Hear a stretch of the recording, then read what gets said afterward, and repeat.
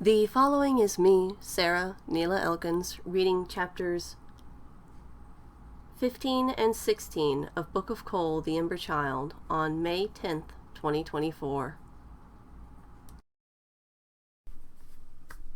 Alright, it is now 3:10. I'm going to begin reading. So, like I said, content warnings all over the place this chapter. And today I'm reading Book of CoL, chapters 15 and 16. And also we got thunderstorms approaching. Wow, 3 viewers. That's cool. Alright, thank you for tuning in. Let's rock. The Ember Child, chapter 15, part 1. Thus, as Class A CoLs can achieve a wide range of shapes that are beyond the human form, as stated previously, Class A CoLs can become giant, or small, fly, turn invisible, or incredibly strong, as well as assume any number of shapes while doing so. Their abilities are astounding and highly versatile. Class A CoLs can maintain such shapeshifts for prolonged periods of time, sometimes up to a week or a month at a time. There is no job that a Class A CoL is not suited to perform should they wish to do so, given the breadth of their powers. That said, the gulf between the typical Class A CoL and the far more rare Class S is nearly incomprehensible. It is for this reason that the Class S is known as the Class Without Limits. Excerpt from the Book of CoL, 2nd edition, Chapter 5, The Limit of Each Class and the Class Without Limits, by Dr. Rose Hailu. I haven't ever liked using my powers to become invisible. It's not that it didn't feel right, it's that I'm aware of how someone could use the ability to invade the privacy of others. The ability to become invisible is something only Class A and Class S CoLs can do. It's also one thing that's often cited by people who do their best to demonize CoLs in general. I've heard people trying to scare their kids with the idea that there's an invisible CoL watching them. Behave, or the CoL will let me know. What if a CoL is spying on you? I try not to think about how the comments usually ditch a CoL in favor for the far more specific and personal to me book. I'd never use my powers to violate someone's privacy like that. Not without reason. This week, I have gone incognito quite a few times, including right now. Currently, I am casing Ezekiel's home, with an earpiece in my right ear and secondary mouth formed near it, so I can speak to Lucas without anyone hearing us. I hadn't expected the place to be occupied, much less by Captain Watkins, a pair of other police officers, and Ezekiel himself. I'm outside the house, but have shifted my left ear to be more sensitive to listen in on what's going on within. It's a bit tricky to keep things balanced. Anytime I speak into the earpiece, I sound incredibly loud to my other ear. I go ahead and make a mini version of my soundproof meat box form around the earpiece in my right ear. Air pockets, divided by thin strips of flesh, cushion the vibrations from my secondary mouth and the earpiece. Doing this makes me feel a little vertigo. "What are you seeing, Paige?" Lucas asks. "Talk to me, Paige." "You've been quiet since you arrived at the house." "Sorry," I say, using the mini mouth in my ear. "I had to move some things around. There's a few cars here. The police captain I spoke to last night, Captain Watkins, is here with a couple of other cops." "What are they saying?" "I have an idea. Sure, I could just relay everything I hear, or I could make things a lot easier." "One sec, I'll patch you into what I'm hearing," I say. I shift another item into the space that was previously my right ear canal. A speaker tied to my left ear. It's not a speaker of flesh and blood, but an actual metal and membrane speaker with a little magnet and everything. Not that different from the one in the earpiece next to it. "Let me know if it's too loud," I say, using my secondary mouth before I turn on my new ear speaker. "Don't care about that. What happened last night was too far, Ezekiel," Captain Watkins says hotly. "Who was that? Was it one of your followers?" I can assure you, the man at the nightclub last night was not one of my followers, Ezekiel says, his voice still like a ringing bell. Okay, that is a little loud, Lucas says. I adjust the volume on the speaker to be more quiet. It better not have been, Captain Watkins says. We have enough problems with those damn pagans. We were lucky one of your side caught the roof last night. What was that thing? Oh, that, Ezekiel says. My apologies. I thought he was who you were referring to from the club. I'm unfamiliar with who that was. He wasn't a member of your church? If he is, he hasn't come to me for counsel about what happened, Ezekiel says. I would expect any of my congregation to seek assistance if they had witnessed a murder. Triple homicide, Captain Watkins corrects him. Yes, 3 murders, Ezekiel agrees. Give me a call if you hear anything, Ezekiel, Captain Watkins says. His footsteps move toward the door. I've known you long enough to know you wouldn't lie to me. That is true, John. I would never lie to you, Ezekiel says. I have far too much respect for you to do that. Captain Watkins knows Ezekiel? I say, using my secondary mouth. How long? Like before the 17th?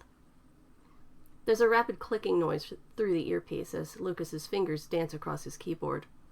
I'm looking into that. Please, hold that thought.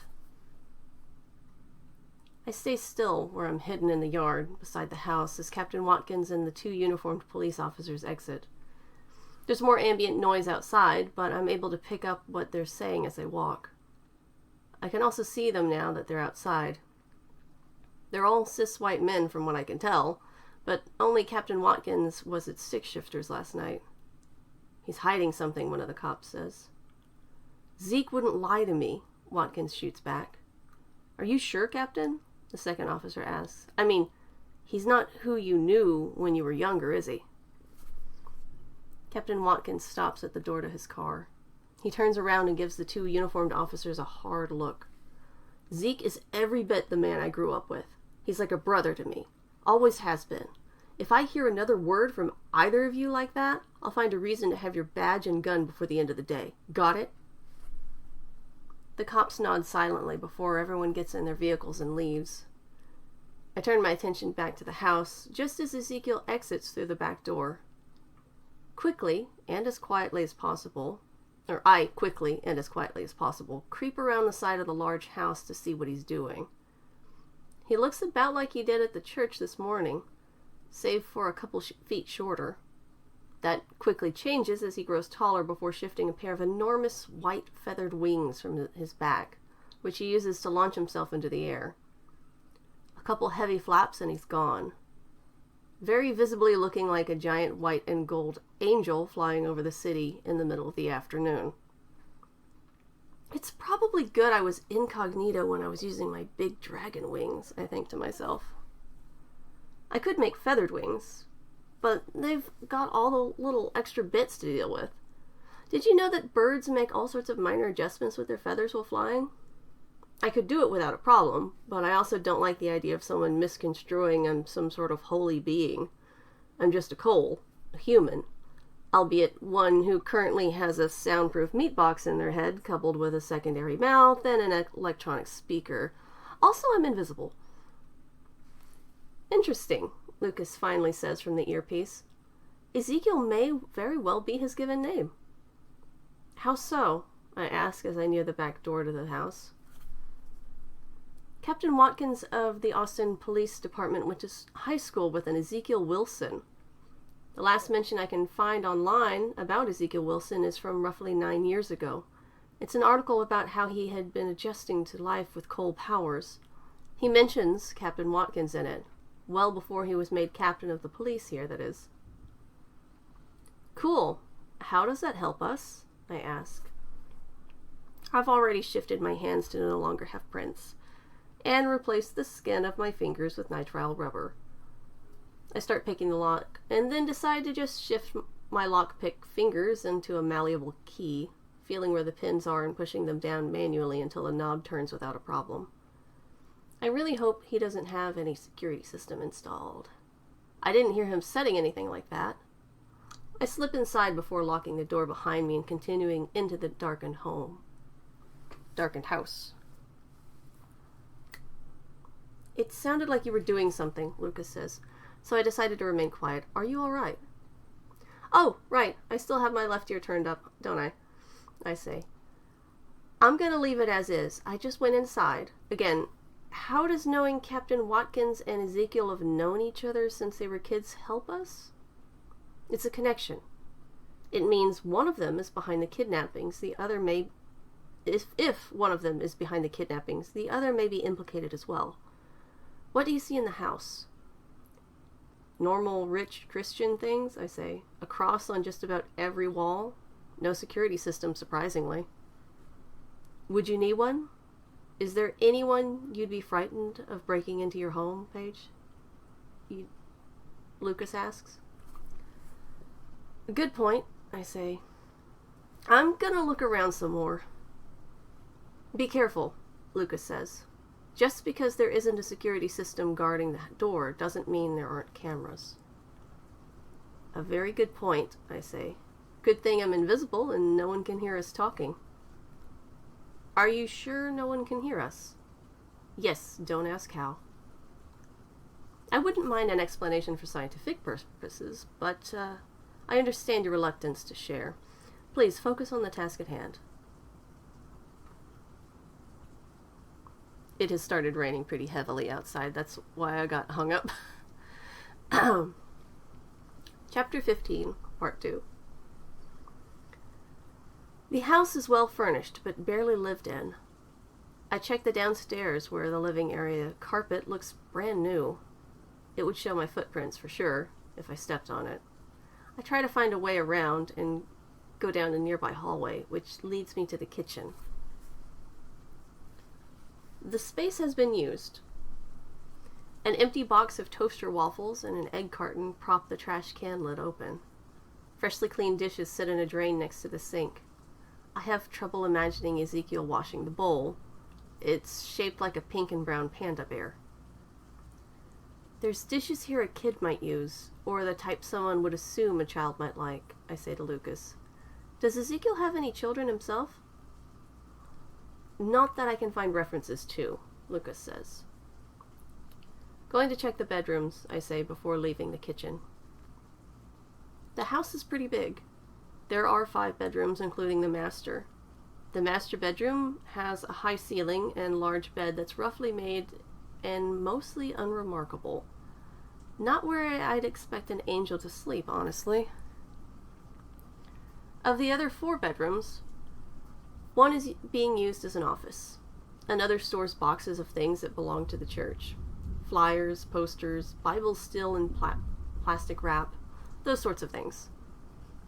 A guest bedroom sits unused, dust covering the television that's across from a twin-sized bed.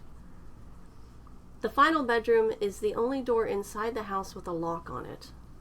The bathrooms didn't even have them. The knob is for a standard interior door, with a pair of locks like one would find in a hotel immediately above it.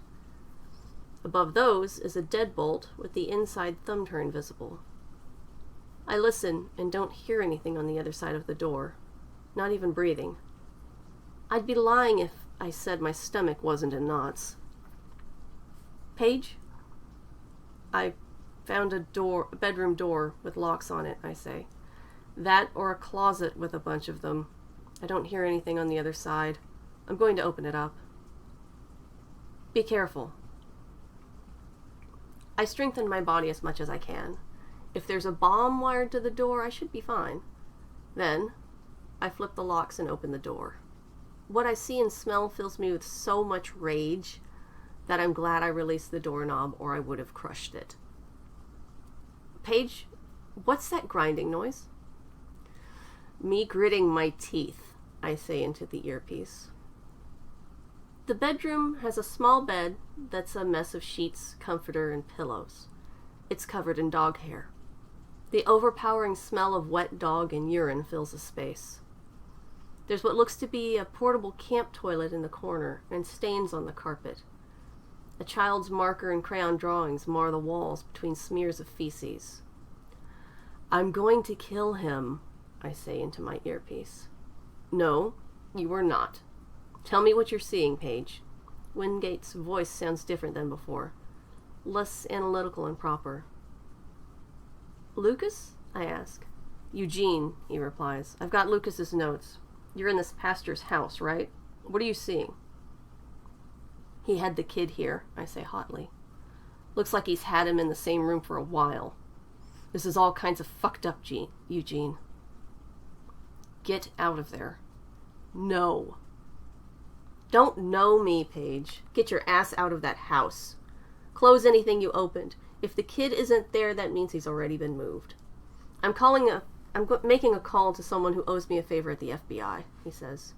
"Get out of that house now, or so help me, I will come pick you up." He's right. I need to leave. Quickly. There's no telling how long Ezekiel is going to be gone. In fact, he probably left to go check on the kid. I shut the bedroom door and reset the locks before I backtrace my steps and slip out the back door of the house. I shift my left ear back to normal, forming wings, and take off from roughly the same place Ezekiel had in the backyard. The evening air feels nice against my skin and wings. It's relaxing to fly. "Paige, are you there?" "Yeah," I say, using my secondary mouth. "It just got very quiet suddenly. There was a lot of wind," Eugene says. "Meet me at the hotel. I need to make some calls." "I'll be there in 20 minutes, I say. "I need some time to cool down first." "Got it," he says, before hanging up. I change my right ear back to basic and fly around, looking for any sign of where Ezekiel may have gone off to. There are no signs of him anywhere. Not that there would be. It's unlikely he'd shed any feathers. Even if they are big, I wouldn't be able to spot them easily if they had retained their shape and not shifted to dead skin or hair cells. I circle the hotel before landing behind it, making myself visible, and go inside. I'm still a bit pissed off about what I found. I shouldn't be near people right now. I make sure to return fully to basic form. I don't need to accidentally kill someone because I bumped into them in the elevator. Thunderskull will not happen again, I say to myself as I reach Windgate's floor. I knock at his door and he answers it while holding his cell phone to his ear with his shoulder. He motions for me to come into the room. He's removed the vest Lucas was wearing and mussed up his hair so it no longer has a side part. He's animated, but still visibly exhausted. "Yes, no, I understand that," Wingate says. No, I get that there's a protocol to things. No, I can't tell you how I know about this, but yes, I understand that, but you owe me." I make sure the door is shut behind me and flip the bar lock just in case. It won't do much if I was followed by Ezekiel, but it still makes me feel a bit better, even if it does remind me of the locks on the child's cell I just found. "Come on, I'm telling you, it's the guy. Yes, Pastor Ezekiel of the Children of Our Lord Church." "Yeah, I know I shouldn't be investigating cold shit. Believe me, I know that," Wingate continues. I shift my left ear to better hear if anyone's approaching. Housekeeping is 2 floors away, replacing towels and vacuuming. I intentionally do not listen to the other half of the detective's conversation. As loud as he is, it sounds like it's better if I wasn't party to what he's talking about in full. "No, I already told you that."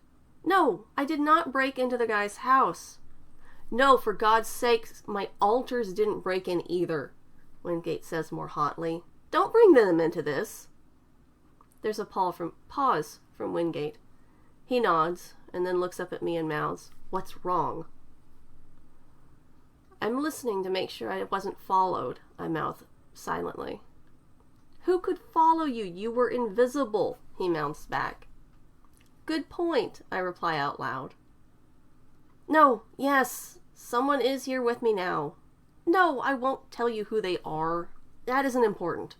What's important is Pastor Ezekiel has Patrick Williams, the 10-year-old I told you about.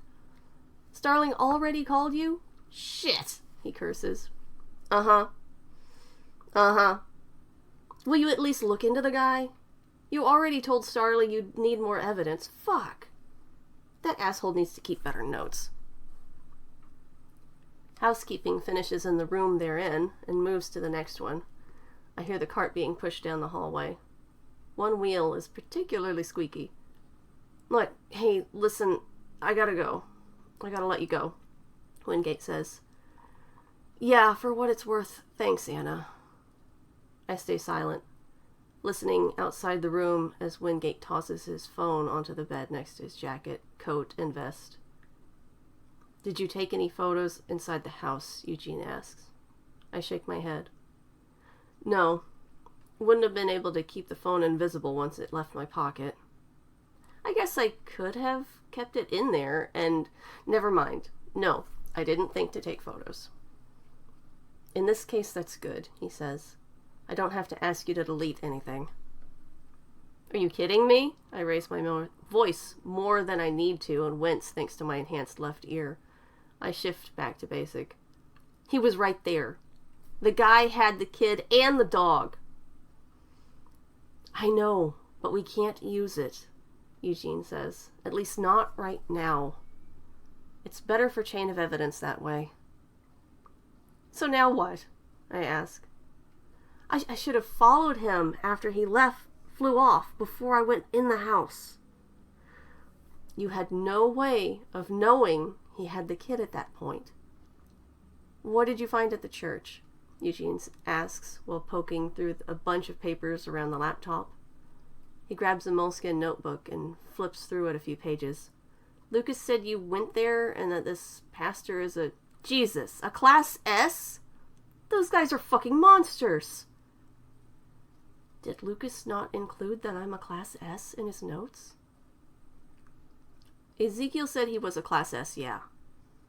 He can do this weird halo thing above his head I've never seen before, I explain.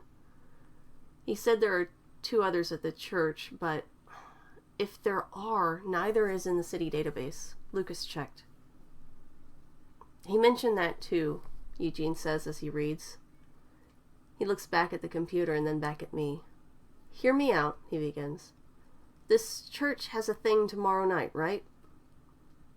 Yeah, I say. I was invited to come. I mean, when I snuck in and pretended to be an Ember, Ezekiel said I should go to the meeting tomorrow. Services, I think. Do you feel up to that? He asks.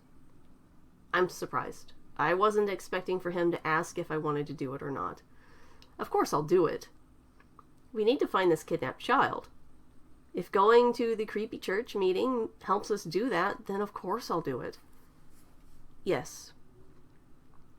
You were very upset at the house, Eugene says. Are you sure? What are our alternatives? I ask. I mean, I wouldn't want to force you to go into a building full of coals to listen to someone actively using their powers for an hour or 2. Of course, I'll be the one to go in. Eugene looks at the notes again before holding them up for me to see. No, you won't. At least not alone. Lucas had some ideas. We can enlist the help of your neighbors. Absolutely not, I say. There is no way in hell we're doing that. No, Eugene. He's got it all planned out, Eugene says. There's enough people to make it work. We are not going to get people from my building involved in this. I just talked the one who was poking her nose in this out of following me. Besides, if it goes bad and then the Cools will blame everything on Coles. No, we are not doing that. How do you plan to deal with a Class S, Page? Eugene asks. Forget the possibility that there are 2 more in the church.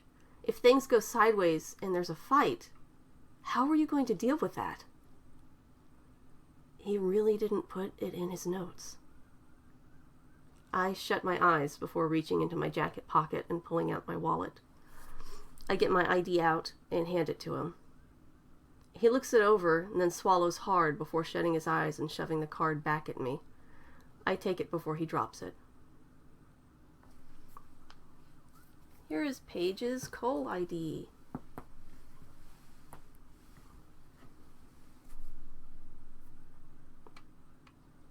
And now y'all also know Page's birthday.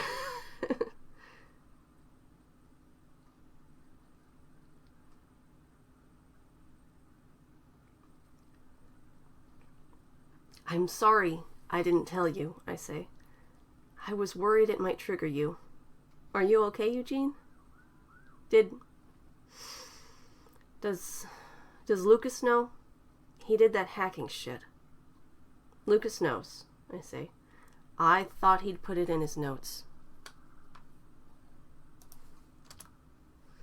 He didn't. I let the silence hang for a moment before asking again. Eugene, are you all right? He nods, weakly at first, and then more solidly. Yeah, we can work with this. Maybe there's a chance then I'm sorry. For what? I ask while putting my wallet back in my pocket. I called you a monster, he says, his eyes still shut. I'm sorry.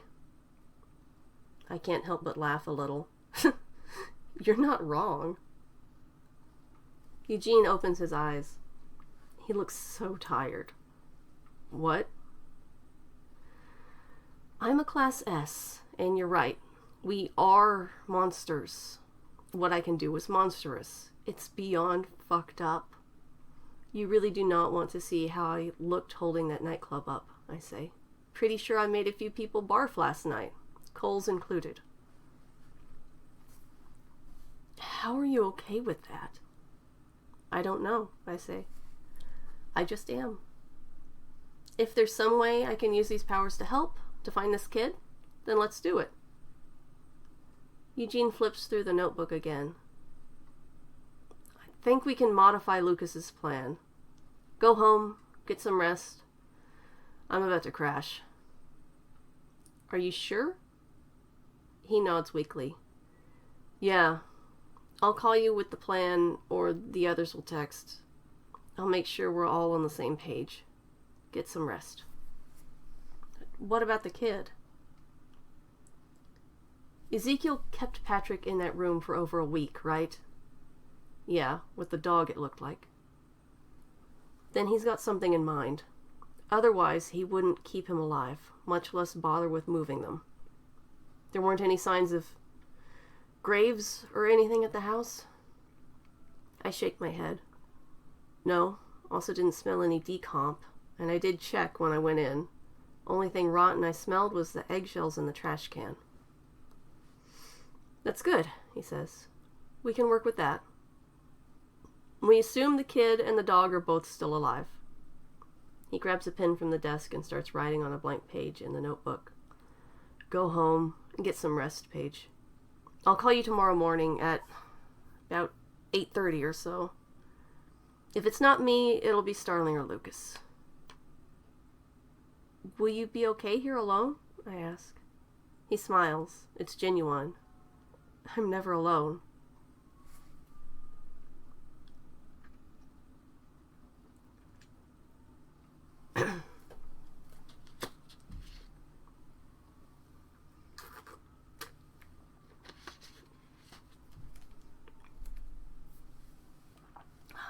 The Ember Child, Chapter 16, Part 1. 11/25/2029.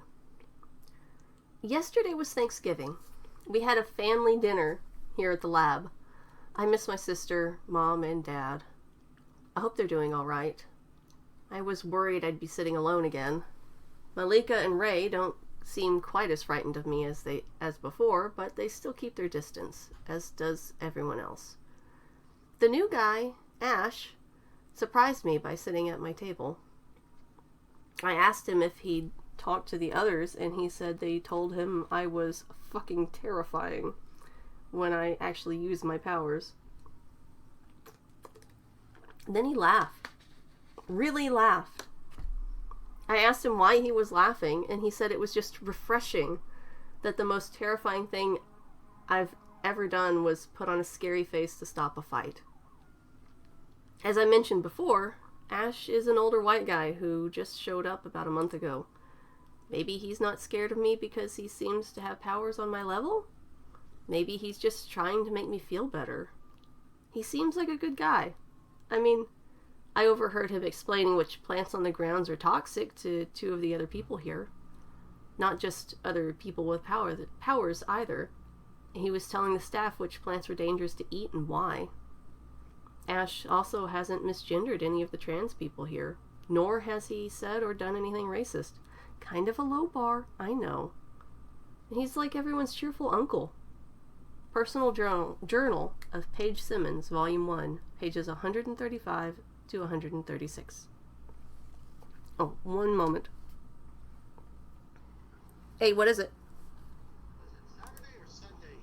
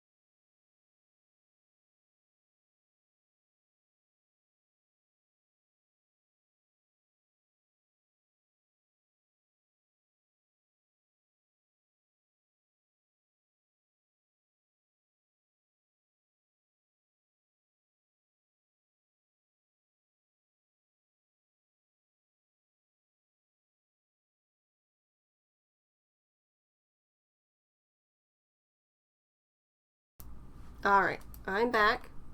The chat on Twitch is still not working. Okay, sorry about that delay. I had a call from my brother. Okay, back to reading. Chapter 16, Part 1. I already read Page's journal entry. By the time I get to my apartment, I'm finally letting myself feel the latest wave of fatigue. I've been awake for about 2 days straight, and sure, I could use my powers once again to refresh myself, but I'd rather not. I need actual sleep. The sun's starting to go down, and tomorrow evening is the CoL church meeting. I'm not sure what Windgate's system has in mind, but I hope it's an actual plan. A weird crinkling noise startles and confuses me as I open the door to my unit. It takes me longer than I'd like to realize the floor behind my door is covered in papers.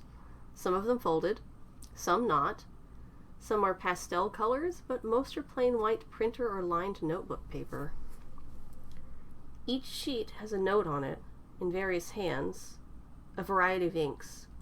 There's even one that's been printed from a computer or something. I reach down and grab one off the top to read.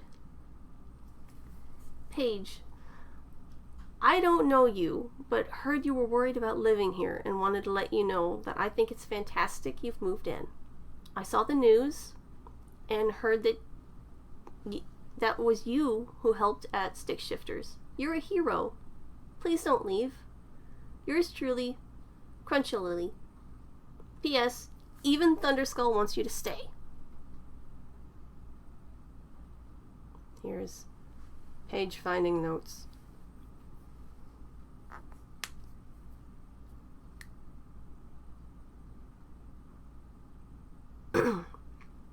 I could fight the tears that are coming, but I don't. I wipe them away with my sleeve as I shuffle into my apartment, careful not to step on the notes people have left. I shut the door behind me and pick everything up into as neat a stack as I can manage. I can't look through them all right now. I'll break down if I do. The few that I glance over, beyond the message from Crunchily, share similar sentiments. Everyone at Little Asgard Heights wants me to stay. I leave the notes on my kitchen counter, climb my stairs, and collapse in my bed. It's been years since I've shifted in my sleep. That was something I got under control pretty quickly after gaining my powers 10 years ago. Like, within a week or so of learning I had powers. Shifting in one's sleep is cheerfully known as pissing the bed among young coals. Usually, someone gets a handle on their powers and stops doing it. I wake from a nightmare with a start, confused as to where I am before scaring myself when I catch sight of my reflection in the mirror along the wall across from my bed. What the fuck? I breathe. I look almost basic, save for the glowing halo that's hovering above my head. It shouldn't be possible, but it is. There it is. A ring of brilliant white light over my hair. I get out of bed and go to the mirror, trying to understand how I've managed to do this. I pass my hand over it and feel heat, warmth, like that of a light bulb. Then I put my hand underneath the halo. When I put my hand underneath the halo, my palm hits several invisible threads that have sprouted from the top of my skull. It isn't free-floating above my head. It is attached, but just a portion of myself is invisible. Shit, I say before grabbing my phone and taking a couple selfies, and then a photo in the mirror. I nearly text Detective Windgate, but it's in the middle of the night, and I don't want to potentially trigger him by sending photos of myself shifted, even if all I've done is mimic Ezekiel's halo gag. Instead, I add the photos to my notes that I plan to send to Dr. Hailu later this week. I return to basic before crawling back into bed. What a way to piss the bed, I think to myself just before I drift off to sleep. The shower I take in the morning is refreshing. It's early enough that there isn't much activity around that I can hear. The sun is just barely rising. There's time before I need to meet Windgate, and I feel pretty good. Take my time to fry up some bacon and eggs and eat, and manage to look over more of the notes people left under my door. There were a few more on the floor when I woke up today. All of them share similar messages. People want me to stay. I don't scare them like I had feared. There's even a letter from Neoni that was sealed in an envelope. Page, sorry about freaking out the other night and misunderstanding why you agreed to go home with me. It had been a stressful time and stuff. I heard you were thinking of moving. Please don't. Please stay. I won't tell anyone your secret. Neoni. I appreciate it, I think to myself. Once I'm done with breakfast, I put my dishes in the sink. I can clean them later. I tell Detective Windgate that I'm on the way. I'm almost to the door when my phone rings. I answer it. Windgate? Page, we have a problem, Eugene says. Ezekiel's just put out a press release. What? Why? I ask. The kid, he says. You got internet? Yeah, I reply. Good, it's all over the news, Eugene says with a groan. He's got footage of the fake at the Williams' house. Not sure how he got it, but he did. He and his church are touting the kid as a SR class, calling him some sort of second coming. It's bad. Are you all right? I ask. For now, he says. We have a plan. Look at the news first, then come to the hotel. I just wanted to give you the heads up that things are more fucked than before. I appreciate it. I skimmed several news sites on my phone. Ezekiel's press release has made national headlines. The clips of Martin Aaron pretending to be Patrick look like they were shot by Patrick's parents. Eugene hasn't been able to reach the family. It's possible they were also kidnapped after Martin destroyed their house the other day. If Ezekiel plans to do something at his church meeting tonight, will he have the real Patrick there or some other cool pretending to be him? Whatever he's planning, I better be ready for a fight. I figured out how he was doing the halo effect, so maybe I could convince his congregation that he's a fraud. Avoid a fight altogether. maybe I should go before the meeting. I shake my head and double check that I have my phone, wallet, and key card before heading out the door. I should hear what Windgate's plan is before I fly in half-cocked.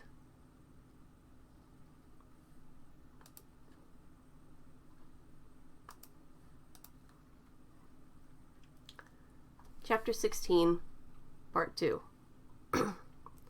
That's your plan? I ask in shock. That's it? Well, we'd also notify the FBI about what we're doing, Eugene says, a bit defensively. And it wouldn't be me pretending to be your father. It would be Starling. You don't even look like you could be my dad. We're the same age for starters, and you're Asian, I say. You're a CoL. You can look younger or whatever race you want. You could be adopted. I don't know. Well, that is a good point. My sister is adopted, but still, I think people would recognize you, even if it's Starling, I say. I mean, a few people from my building spotted you dropping me off at least once. They knew you were a private detective, Eugene. If word's gotten around that a CoL is working with a detective, it stands to reason that Ezekiel may be on the lookout for you, at least. We're not sending you in there alone, Eugene counters. I know you're a big shot CoL, but you're not invincible, Page. I can't lose another... The words catch in his throat, and he shuts his eyes before rubbing the lids and shaking his head. Okay, sorry about that. I take it you don't like the plan, he asks with a pained smile. Starling, I do not like the plan. Y'all are not going in with me into the church today, I say. He gets up from the bed and gently shakes a finger at me. See, that's where you're wrong. Somebody doesn't have to have powers to change how they look. I wear a disguise, pretend to be your old man, and go with you. If shit goes down, I can help get people out of the building. He stops where he's walked to, across from the mirror behind the hotel room's desk. His head is hung low, and he doesn't look up. Please, Paige, none of us can let you go in there alone again, Starling says softly. Don't make us do that again. Again? Is this about the nightclub? Yes and no, he replies. Don't ask me to explain. Part of it's why I'm here at all. Kind of touchy subject. I understand. Fine. We have you pretend to be my dad. I don't like this plan. It's barely a plan. Eugene did say that Lucas had found the floor plan for the church, so they know where all the exits are, but it's still asking to be a disaster. There's got to be media there because of the press release. If the real Patrick isn't at the church, then someone pretending to be him will be. Go get changed, Starling tells me. I'll get ready too. I duck into the bathroom and shut the door behind me. I take everything out of my pockets before shifting my clothing to be similar to something I saw a teenager wearing on the way here. It's too informal for a church service, so I use my powers to shift my clothing again into the kind of off-the-rack suit a teen wears reluctantly. Better. Shape-shifting back into the form I used at the church is easy. Probably easier for me than most other CoLs. I can remember exactly how I had my body set up, but I know that's not the case for everyone. I certainly shift faster than most. I put my wallet back into my jacket pocket with my key card and look at my phone for a bit. I don't want to pop out and surprise Starling while he's doing whatever to get prepared. I've got a text message from Melanie. Hey Paige, what the fuck? Was it you at the nightclub? Are you okay? We're worried about you. I text back. Yeah, but I'm fine. Kinda complicated to explain. Sorry. At first, there's the little bouncing dots that indicate she's typing, but after a moment, the phone rings instead. I answer it quickly. Jesus Christ, Paige, do not scare me like that, Melanie says loudly. Are you okay? Really?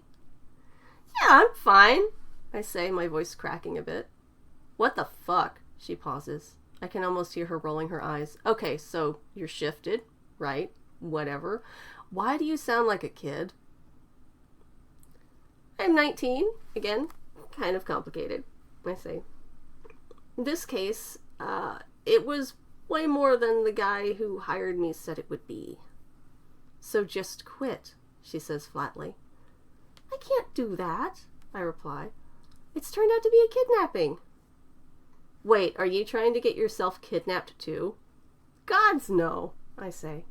I'm just pretending to be an Ember to get closer to the possible kidnapper. Right, she says. Why didn't you give me a call or text about this? I know I've been busy, and you have been too, but I worry about you, Paige, really. Sorry, Melanie, I say. I think I didn't want to make you worry anymore. And I have been really busy too, like you said. I lean against the countertop behind me and adjust my phone to my other ear. I can't just quit on this, and not just because it's a kidnapping. I may be the only person in the city who can stand up to this guy, Mel. Really. He's a CoL? Yeah, I say. 1 sec. I modify my hearing for a moment and can tell Starling is still busy. It sounds like he's applying makeup or something, between curses. I change my hearing back to basic and turn my attention back to my phone. Yeah, this guy's a CoL, Melanie. Class S, too. And a very public-facing one at that, I explain. Oh, shit, this has to do with that creepy church guy from the news, doesn't it? The one with the big-time angel look going on? I give her the rundown of everything that's happened, minus any mention of Windgate's DID. It doesn't take me long to explain as I thought it would. Melanie chews on the information for a few moments. I don't get why you won't let your neighbors help, she finally says. They're all CoLs, and one already wants to, right? I can't do that, I say. They could get hurt or killed. This guy's already murdered 3 people at least, all of whom were CoLs. You said so yourself. The cops are useless, and the FBI won't take you guys seriously, Melanie continues.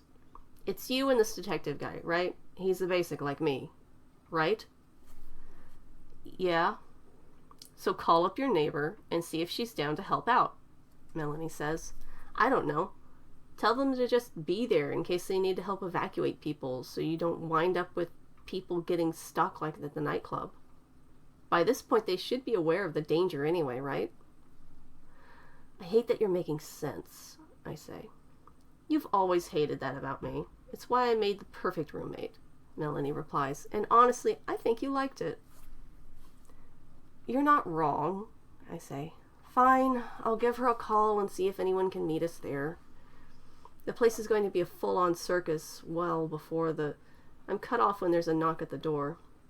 Starling's voice follows with, Hey, Paige, you going to be in there much longer? Nah, I'm ready. I turn back to my phone. Thanks, Mel. No problem. You stay safe and kick ass, okay, Paige? I'll try my best, I say before ending the call and slipping my phone into my jacket pocket. When I open the bathroom door, Starling is standing with his hands in his pockets again. His pants pockets. His hair has been slicked back more so than before, and he's applied a prosthetic nose over his own, as well as other makeup to add about 20 years or so to his age. He's done a surprisingly good job with it, as well as the rest of his makeup.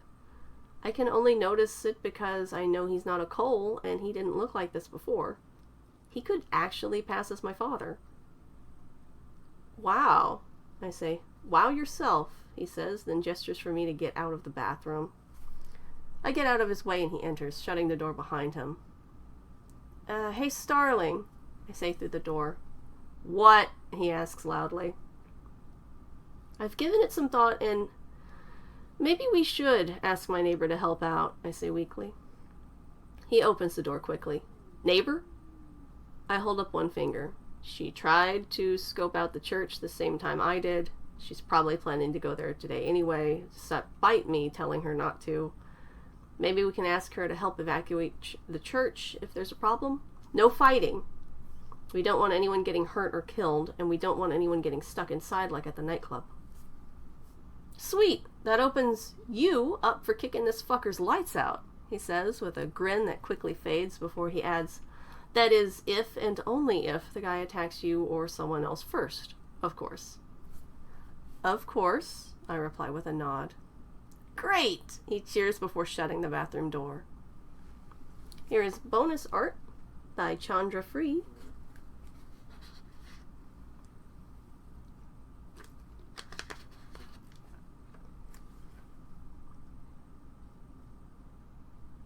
And that is the end of chapter 16.